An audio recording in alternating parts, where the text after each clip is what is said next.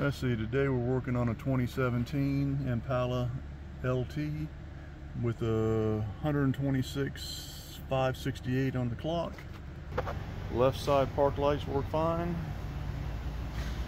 Right side do not. Left side headlight and park lights work fine.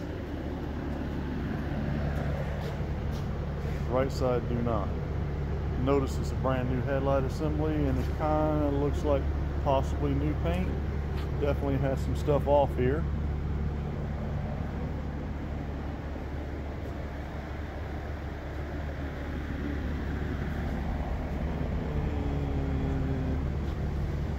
I think somebody might have worked on blending this a little bit. Kind of hard to say. It might have just cleaned it up.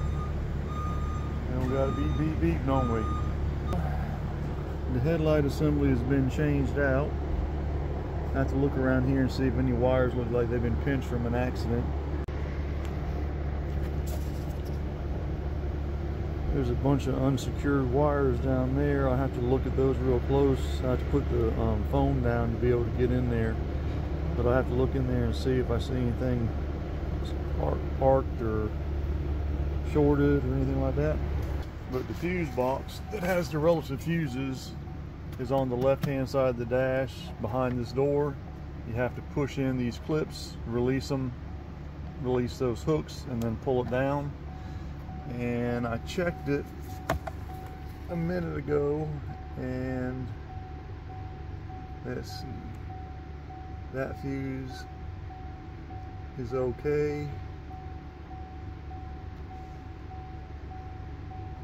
That fuse is not. So we're going to change that fuse out and see what happens. I put it in there and it didn't pop, so hopefully that's a good sign. And that fuse right there, which translates to fuse number 9, was blown.